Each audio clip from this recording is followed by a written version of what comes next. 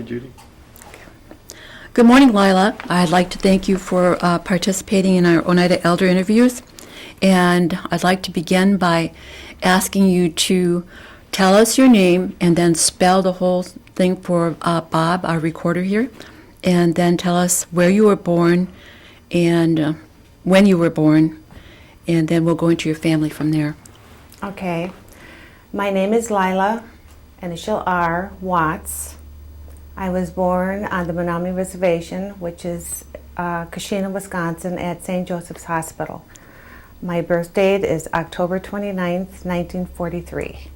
Could you spell your full name and include what the R means and spell that? Lila, L-I-L-A. R is for Ray, R-A-E. And Watts, W-A-T-T-S. And when were you born? October 29th, 1943. Okay. Now, could you give us a little bit of background about your parents? You can start with one parent and then go to the other, however you want to do it. Background, my father's Menominee, a little Ottawa. And his name? And Irish, and his name is Raymond Aloysius Gauthier. He was born on the Menominee Reservation, and we lived there until I was about 17 years old. My mother's name was Frances Wanda Hill. She was born in Oneida on June 19th, 1922, to John and Sadie Hill. Did you know grandparents on either side or both sides? I knew on my mother's side, my grandpa John and Sadie, I knew them, but I didn't know them from living here. They moved from the reservation when my mother was just a child, very young. She might have been a baby. I don't know exactly when they left the reservation.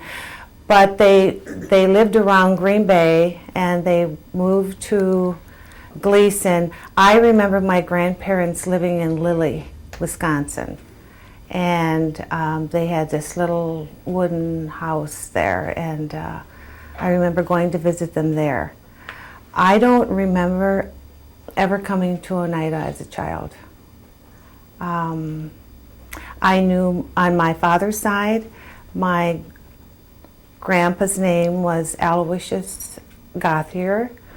My grandmother, Priscilla Lamotte, died when I think, let's see, my dad had a brother and a younger sister, Louise, and when she was born, my grandmother died, so I never knew her. Your Grandma Hill, do you know what her maiden name was? I think it was Bread.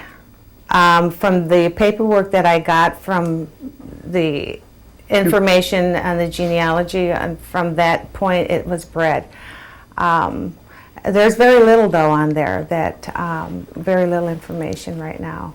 In fact, from here I'm going to be going over there today to give Barb, is it Skinner, some pictures and so forth. So. And you were going to touch base with Woody as well. Yes, I would like to talk to Woody. I understand he knew my Uncle Keith Hill, and they were friends, I guess, as youngsters. But I remember meeting Woody one time when I lived up here, and he said he knew my Uncle Keith real well. And we just lost my uncle this past year. There's the Bread in his family background. Mm-hmm. Okay, can we move to your siblings? Can you list off where you fit chronologically in the scheme of things with the children that are in your family? I'm the oldest. Sandy is, I have three sisters living, and I had 3 brothers. I lost 1 brother. But Sandy is next, Rosemary,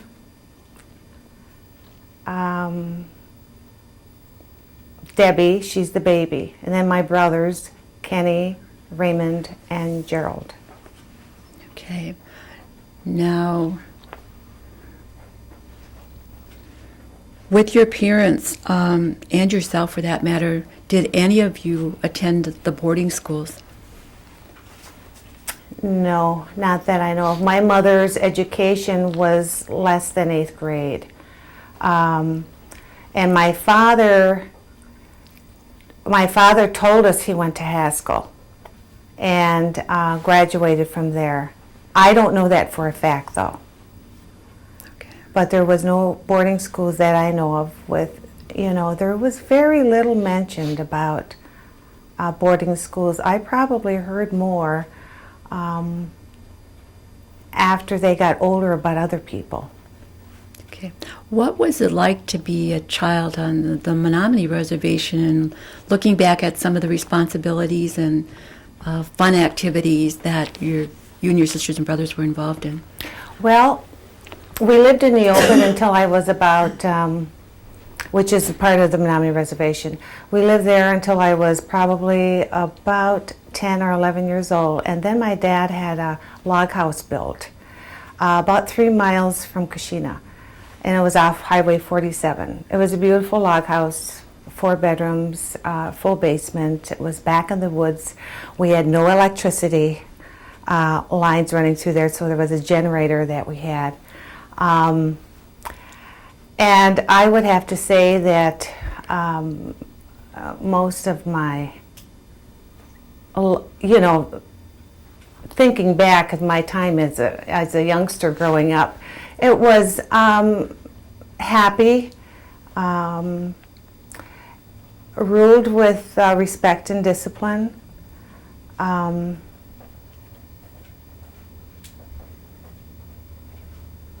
Did your mom and dad, did they work out on the reservation up there?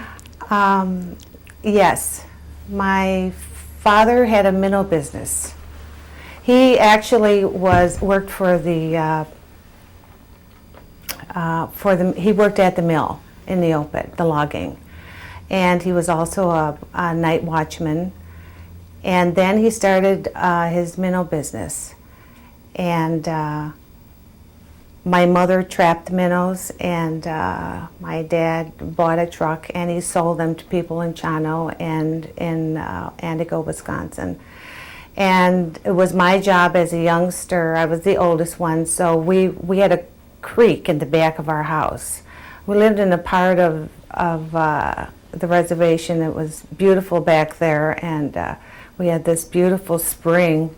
You could drink the water, so all the minnows were in the back. We had the large, the medium, and the small. So I learned how to calculate money a little bit early and take care of that. And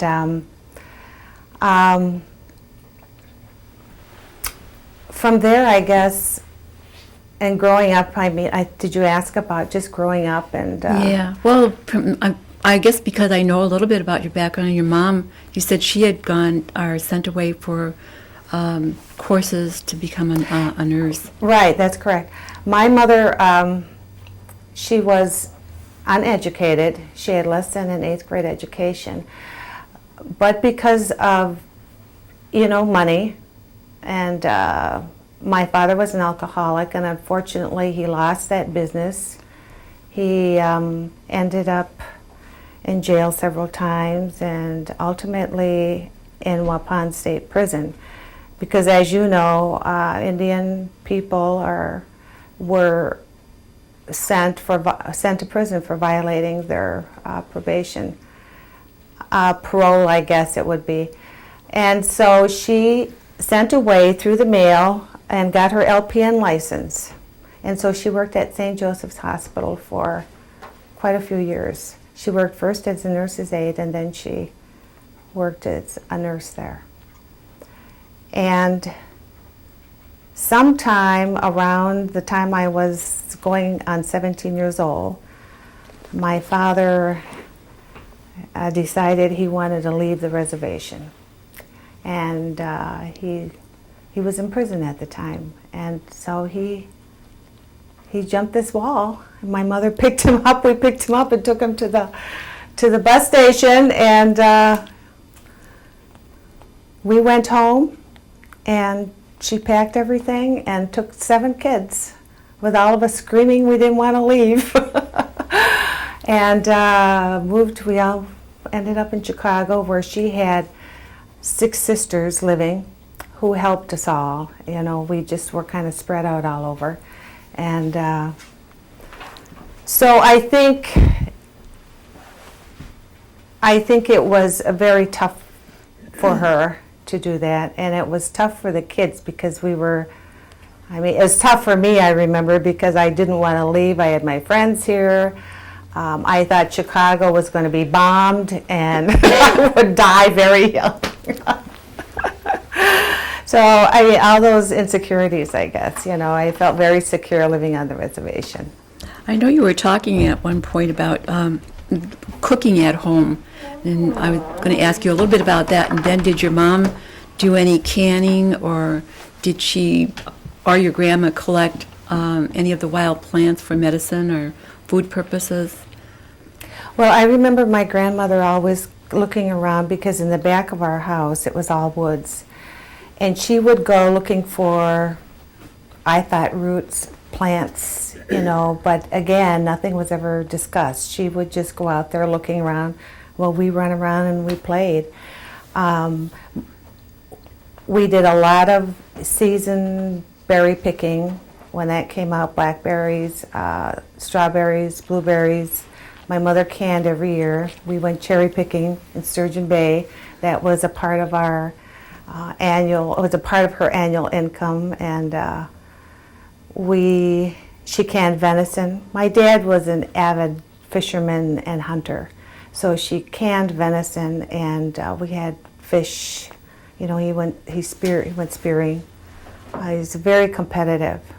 One of the stories that you told me was about the time that you and your sisters were making bread, and I thought that was such a cute story. If you'd like to share that with us.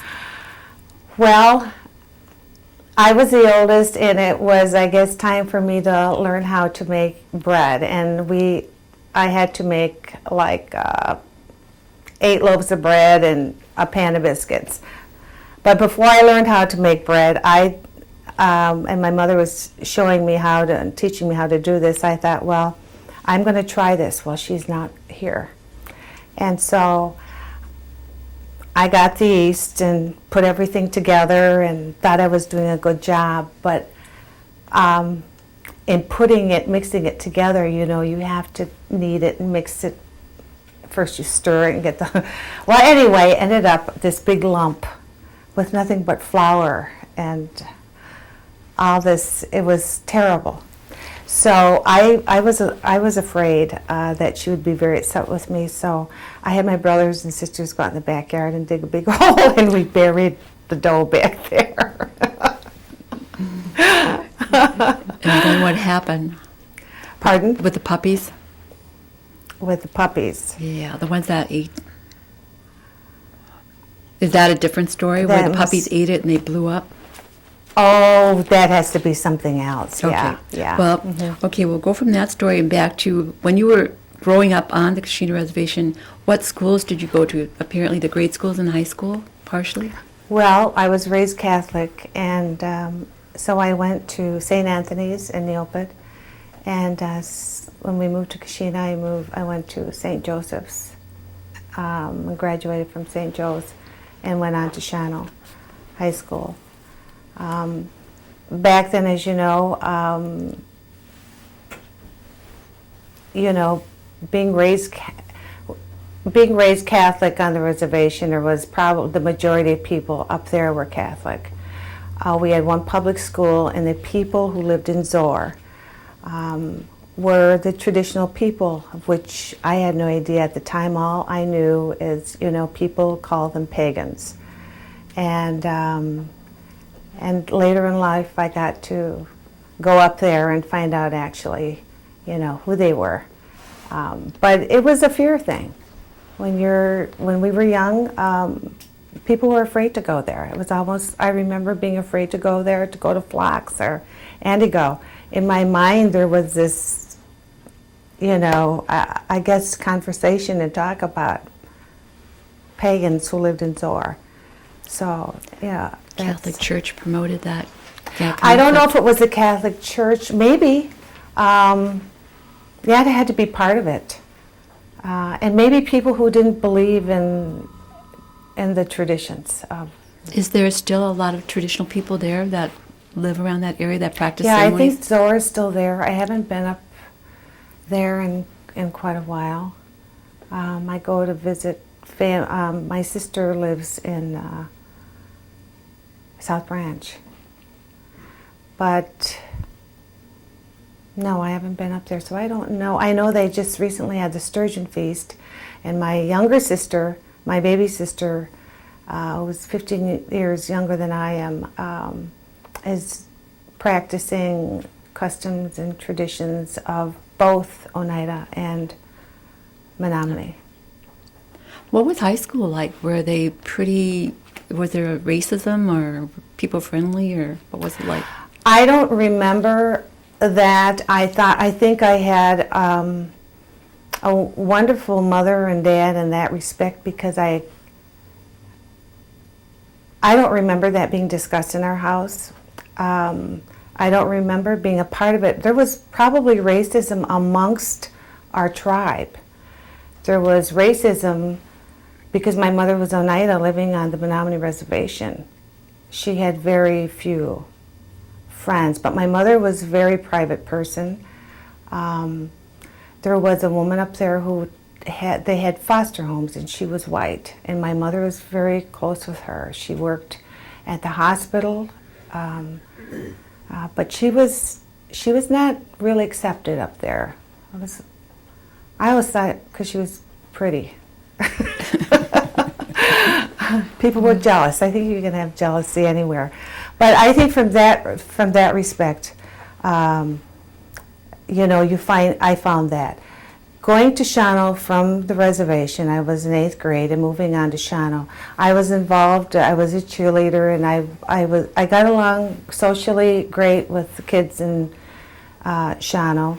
I know that there was a lot of what I found out later in life, after I was married and come back. I found what I thought to be a lot of racism. And my husband can, he was with me when it would happen. So, but I thought it hadn't changed, from the standpoint. I don't remember growing up, though. What you asked the question, with people off the reservation and so forth. I truly don't remember that. I got along with people, and my family, and my mother just. She was the kind of person who always held us responsible for our actions. We could never blame anybody else for what happened. So maybe we were lucky. Maybe I was lucky. Did your mom, being the Oneida person, ever mention or talk about the land claims, or what they call the 52 cent? I saw that, and I don't even know what 52 cents is. Okay. Land claims, and when I came back here, because I did not know Oneida. When my mother came back here to live, after she quit her job in Illinois, she was probably around in her late 50s. She came back here to live. And that's how I got to know about Oneida. I remember coming here as a child, but I did not know Oneida. I didn't know Oneida people. I knew my grandparents, but they didn't live here. But after she moved up here, I had the opportunity of coming back here and getting to know people like Margie Skinador, Dodo, they called her. She ran the kitchen. Brian's grandmother. Margaret. Korn. Yeah, right. Margaret Korn. Yeah. And so I got to know Brian, and I got to know some of those people, because evidently they're relatives. Kenny Hill, I remember as a youngster, when he married Betty, because he did come to our home on the Menominee Reservation and visited with my mom and dad. And so those are the few people that I knew that lived here. And of course, then I did come back. I mean, I was recruited back to work for the tribe in '94. I came up for a conference because in Chicago, NACE College there had a women's group. And we met through my younger sister. I started going into Chicago to meet with this group. It was a diverse group. It wasn't just Indian women. It was Asian women, black women, white women. And it was very therapeutic. I kind of lost contact with a lot of things, and so going through this, and I was able to meet with some of the women again, get to know them, and as a result of that, I started going to some conferences and coming up here. I met Thelma McLester, and she's the one who recruited me back for the JOM director. That happened very fast because I had been working for a man in the insurance business for about 17 or 18 years. But it's something I wanted to do after I got involved with the NACE, the women's group, and coming back here. I felt like I wanted to get to know what was going on. I wanted to be able to contribute, I thought. So that's how that started, and that's how I got to... We're going to go back to, okay, you moved from the reservation around the age of 16. Mm-hmm. Just about 17. And then you moved to Chicago. Mm-hmm. And you want to take it from there and explain to us a little bit about that and your ultimate wedding or marriage to your husband? Well, I was about 17. I finished school there. It wasn't easy. I think the security of the reservation was, for me, I mean, it was my home. It wasn't just, it was, my home, so that was security for me. But it meant my friends and leaving and so forth. But to make a long story short, I guess, in looking back, I think now maybe it was one of the best things my mother did. And my dad, unfortunately, was drinking when we got there. He was going to have everything ready, and he had nothing. So we had some tough years there. My mother struggled. She worked 2 jobs. She worked as an LPN from 11 to 7 in the morning, and from 8 o'clock to, she would go home and change, and from 8 o'clock to 2 or 3, she would work in a factory. And it was very hard in Chicago for renting. So after a year or so, I think she got us all back together, and we all were able to live under one roof. But you couldn't go into the best neighborhoods, of course, because they didn't want 7 kids, and somebody with probably, depending on the neighborhood, I guess I should say, they didn't want certain nationalities in neighborhoods, and it wasn't just Indian people. There was discrimination there too.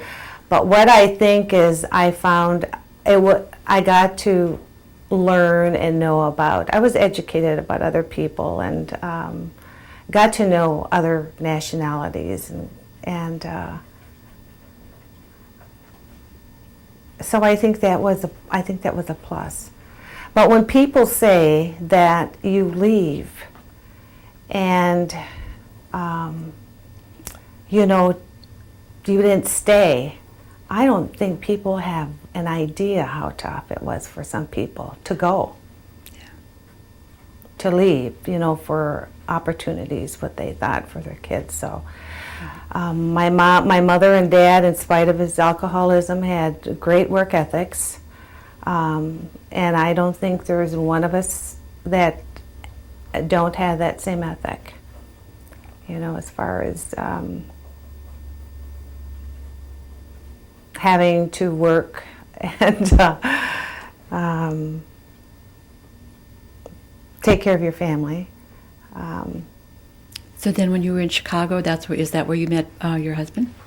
I met my husband, Burgess, in Chicago. I actually was going to get married to, he was Puerto Rican. I went to Puerto Rico and came back from Puerto Rico, and the night I came back from Puerto Rico, I met my husband.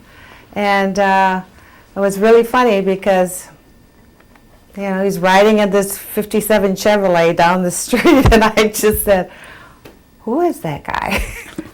And we were all standing on the porch, we had our suitcases, we were all, you know, and he comes walking up, and I look at this guy, and it's, oh my gosh. And my girlfriend is standing next to me, and I said, I'm going to marry that guy. She said, you are nuts. I said, no. We were married two months later. We eloped. And we're still married. It's going to be 43 years this year. And I don't know how he put up with me. Okay, so you were married what year, and then did you have children? Yes, I was married October 28th, 1963. And February 26th, 1965, my daughter Katrina was born. And November 22nd, 1968, my son Burgess was born. I had 2 miscarriages in between the 2 of them. But we have 2 children. Katrina Ann, who is the older, she's 41 now, and my son Burgess will be 38 in November. And I have 4 granddaughters. Jessica, who is going to be 18 Friday, and Caitlin, who will be 16 in June, and Krista, who will be 13 in September, and Kara, who is now 8, just turned 8. Okay, so then after you and Burgess were married, and the both of you worked, then you want to give us like an overview of where you worked and how you came back to work for them. You gave us a little bit about the education department, but if you want to just cover that area. Well, we lived in Chicago and and I worked in several places as a secretary, and then I went downtown Chicago. I got a job downtown Chicago in this insurance for this insurance agency, and worked for this gentleman who ended up going on his own it was insurance, but it was third-party claims paying operation. So I worked for him for about, I would say 17, I think it's about 17 years. And my husband worked for, he was a foreman at a punch press shop. He worked in Chicago and moved to Elgin. And we lived in Chicago until our children, my daughter was in the 8th grade, and actually where we had bought our home, it was changing. The neighborhood was changing, and it was beginning to be gang infiltrated. So we moved, bought a home out in Warrenville, that's west of Chicago, and raised our kids there. And like I said, through the women's group, I met several people, and as a result of that, I ended up coming back here and working in the position of JOM director for about a year. And my husband wasn't quite 55, and we couldn't sell our home. There were some things going on there. I was driving back to Chicago every 2 weeks. He was coming here every 2 weeks. My sister was living here, so I stayed with her. But I drove back and forth every 2 weeks from Chicago for almost a year, and it was just getting to be too much. So I moved back to Chicago.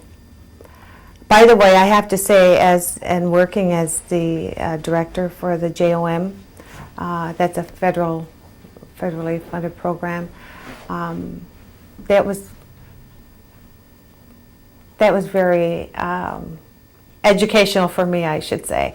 And I would have to say, Judy, when I left here, that's when I I remember going down and saying goodbye to you.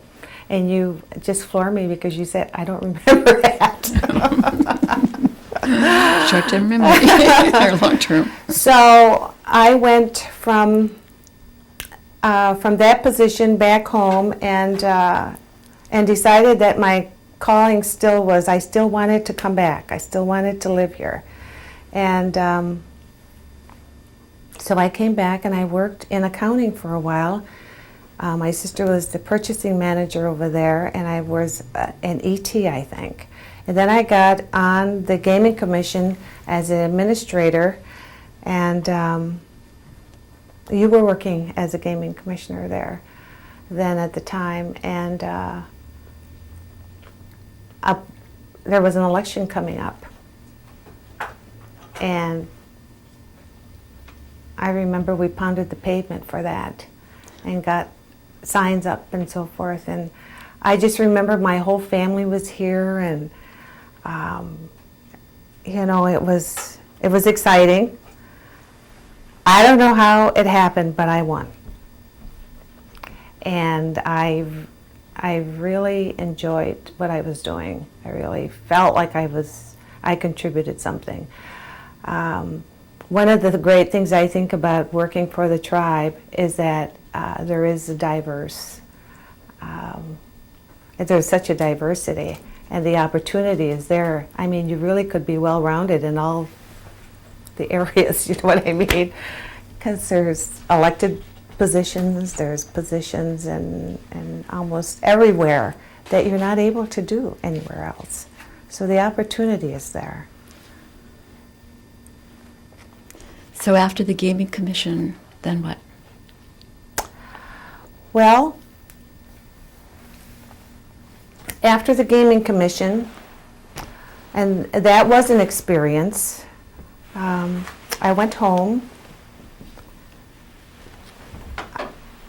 I left here. I would have to say, I don't know if you want that information.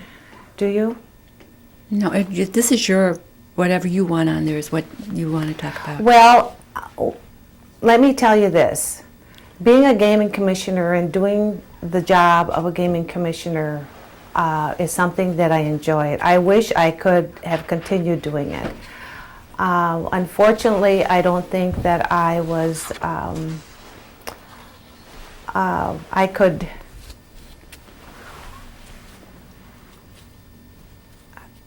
I'm looking for a word here. I think what I actually decided after speaking to someone of the cloth, I shared some of my concerns and feelings about continuing to stay on in that position, because I truly felt that I could, you know, that I wanted to contribute to the point where I thought it isn't going to work. I mean, I just felt like I couldn't do it. The politics was such that I was beating my head against the wall. So with that, though, with what I did do, I felt was very good. So what I decided at the time was to talk to someone about it, and that person told me that, you know, that I had come back twice and tried to contribute and felt that I did contribute, and that it was okay to go, that it was okay for me to leave. And so what I decided then was that my roots were here, but my heart was in Illinois, where my children and grandchildren were. So I decided to move back. Okay, so what are you currently doing? I currently have a real easy job. I'm working for the county of DuPage, where I live. And I work in the mental health department. So I work, and it's another place where people need you, or you need to, you know, I'm not a professional in the area of clinician or nursing or anything. I just work in administration there. And I will probably work there until I retire in a few years. You know, we all need the benefits. Working on the reservation and living here is one of the probably greatest benefits people have. Do you have hobbies or activities that outside of the workforce that keep you busy? I love music. I love to dance. We have a Harley. We love to go riding. We have a 56 Classic Chevy that we go on cruises and do things like that. We do things with our grandchildren. They're in sports. They're cheerleaders. They play ball, basketball. We have a lot of family get-togethers, and I love to read. Looking back and looking at the reservation when you used to visit when you were a child and looking at it today, what are some of the major changes that you've seen? Well, probably unemployment, to employment, because of gaming, education, benefits and availability we could have the smartest tribe in the world. I mean, look at the money that's provided for kids today. So I think the money from gaming has really contributed a lot to a lot of things here, for our elders, for housing, for education, for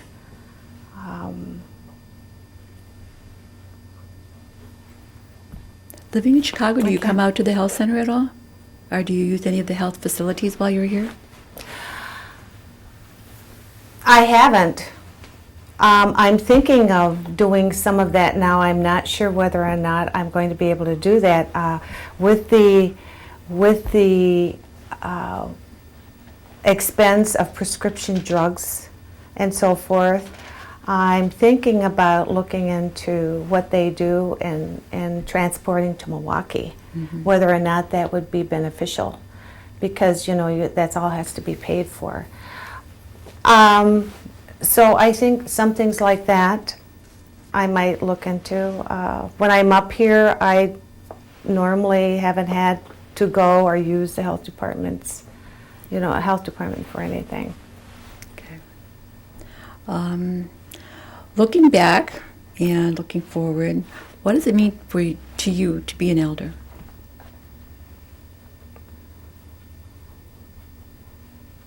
To be an elder. Well, when I was young, I thought elders were just old. And they, but today I think I think of the word influential.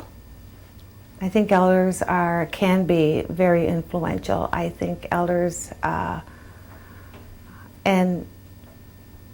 I don't know, it's hard for me to even think of myself as an elder yet, because of some of the elders we have here that are so sharp and in their 80s and know so much, and are so wise and have gone through so much more than I have. But I think to be an elder is to be influential in whatever way. There's certainly, I have had more experience, or some experience, and I've had hopefully a little wisdom for the years that I've been here that I can share with others, with my grandchildren, with my kids. Okay. Along that same thought line is, what does it mean to you to be Oneida? How do you feel about that? Oh, I've always been proud to be Oneida. To be American Indian. I've always been proud. I've used or let everybody know, or wherever. When I lived in Illinois, it was a part of me to say that, and yet it was used against me too. On my first job, when I got out of high school, I went for a job interview and they didn't hire me because I was American Indian. And at that time, they didn't have, they didn't have the law. So they asked you what your nationality was, and if it was American Indian, many times you weren't hired because people had this perception of alcoholism and drinking, and work a week or 2 weeks and you were gone. And so I did lose out on a couple opportunities that way, but I always think of my mother and my dad, he was, like I say, they were, and it's your loss. People. The next question deals with sovereignty, and when I spoke with you earlier, we talked about the issue of termination, and you had experienced some of the feelings of the people when the Menominees went through the termination. I remember you saying something about there was a lot of talk between your parents about that. And the question I'm going to ask you is about sovereignty. What do you what does sovereignty mean to you? And if you, I don't know if you can do this, but like tie it into the termination that had happened. And I believe Ada Deer was very instrumental. You had mentioned the family talking about her as well. Well, termination on the Menominee Reservation when I was, I can't even remember how old I was. How old would I have been? I was born in 43, and that happened in, was it 60? I can't even, 60? It was 60. Some people were excited about it, but you know why? Because of the money. But I remember my grandfather, who was very involved and not very involved, but he seemed involved to me. I remember him fighting desperately to get us on as enrolled Menominee. He wanted us on, his grandchildren on the Menominee rolls. Well, according to the information that they had, they didn't, we weren't enough Menominee, we weren't quarter, but he fought for that. And I remember how upset he was about termination. I didn't understand it really, but it meant, I don't know that I felt anything different, except I knew there was a loss of an independence, I guess, for so many of the people of land. Termination was a time when it's a loss of sovereignty, yeah, actually. And that's when, I believe, up there, wasn't that when Legend Lake was built and they had, see, there's so many things. Yeah. I'm a little confused about that. But to me, it's total self-governance, I guess. You know, it's a total self-governance, sovereignty. Mm-hmm. If you're speaking about the reservation there, I'm really not, I don't know totally what they went through. I just know that they fought really hard to get everything back. Okay. I didn't live there and left there. Here in Oneida, sovereignty again, you know, being able to self-govern and,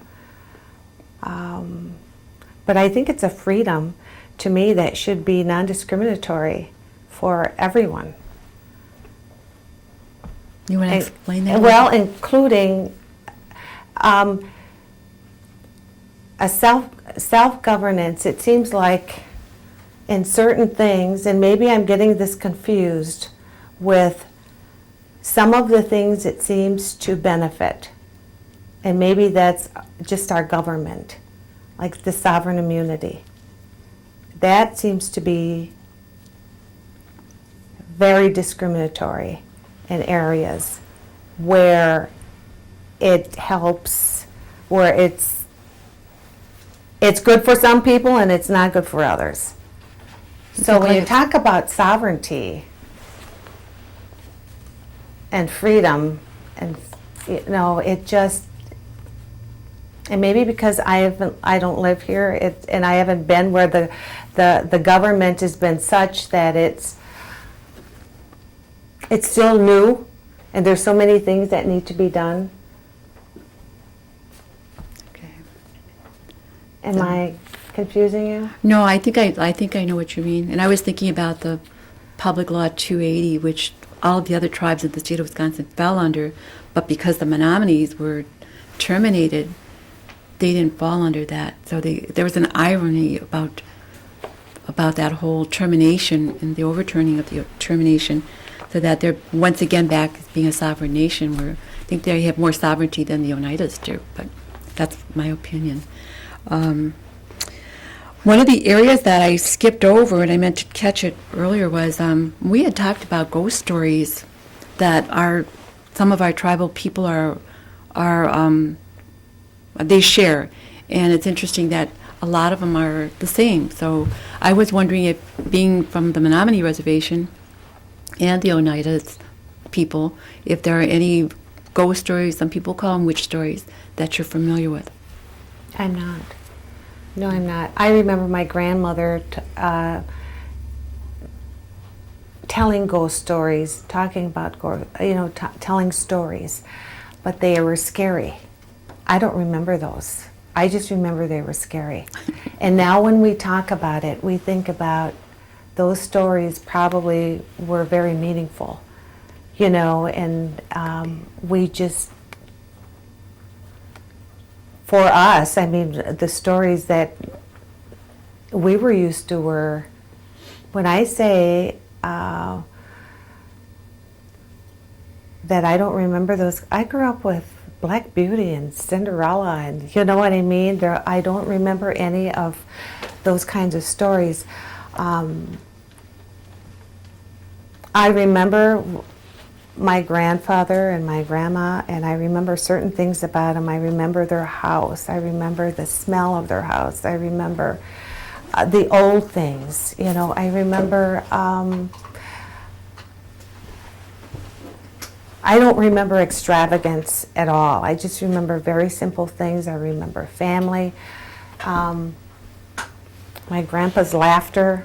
My grandma was always kind of, she always kind of frowned. And later years, she found out she liked beer. And so she had this crazy laugh. She'd have a couple of beers. She loved beer as she got older. But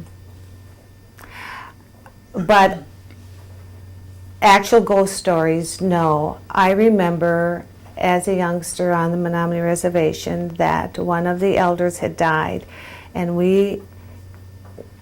the girl, it was her uncle or someone, she was our neighbor, and we went across the road over to where she lived. And what I do remember is we stood outside the house and watched her grandma, because they spoke Menominee to each other. She was a youngster, and they spoke Menominee back and forth.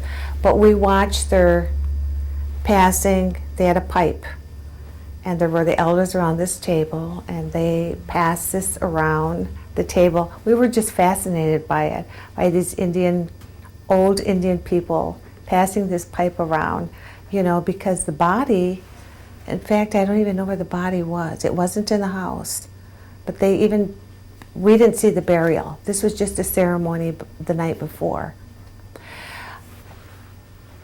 Ghost dinners. My girlfriend used to have ghost dinners at Thanksgiving, after Thanksgiving, or somewhere around there they had ghost dinners. I don't remember any stories in Oneida. All I remember is my grandmother, my aunt, my mother's oldest sister, and her brother. They spoke Oneida. When they would get around, they would speak Oneida, and we didn't understand any of it, but yeah, they still spoke the language. Unfortunately, we didn't. Okay. At this point, I'm going to ask the gentleman if I'm missing anything. I think Our Lois? it went very well. Was there anything? Nothing, I think I covered most everything. Okay. Now, see, that wasn't so bad, was it? I think I could have been a little more. That's always after. Yeah. But at least you got your kids and your grandchildren in there. I need you to sign a waiver for me. I didn't get my picture. Okay, Lila, tell us about this photograph. Okay, this photograph is a picture of my mother and father, Raymond Gauthier and Frances Hill Gauthier. And at the time this picture was taken, she was pregnant with me, and they lived in Milwaukee, Wisconsin. Okay. Okay. Okay. Okay, this picture is a picture of my grandfather and my grandmother and some of their born children. I do not know some of the people in this picture, but in looking at this picture, my grandfather John Hill is to the right. My uncle Keith Hill is sitting on his lap, and my aunt Elaine is sitting on my grandmother Sadie, who is to my left here. And my Aunt May, who is the oldest in the family, is standing in between my grandmother and my grandfather. My grandma's name is Sadie Hill, or Sadie, yeah, she's married to my grandpa. So that's on the right, though. The people to the left of this picture, I don't know who they are, and I'm hoping to find that out while I'm up here. Thank you. Okay. Okay? And this is my husband, my ever-loving husband, Burgess, on his Harley. And this is out by our home in West Chicago, Illinois. This was taken 2 years ago. Thank you. It's where we lived in Warrenville, and then we moved to West Chicago. Okay. Okay, these are pictures of my granddaughter, Jessica, who's on the left. She'll be 18 the 29th. In fact, this Friday. And on the right is my daughter, Katrina Ann. She's now 41. I think that picture was taken a few years ago. But she still looks good like that. Thank you. Okay. This picture is my son Burgess and his family. And this was taken, I believe it was 2 years ago at our home during Christmas. My son's on the left. Caitlin is standing next to him. She's the oldest. My daughter-in-law, Pam, and Krista and Kara are the two in the front. Thank you.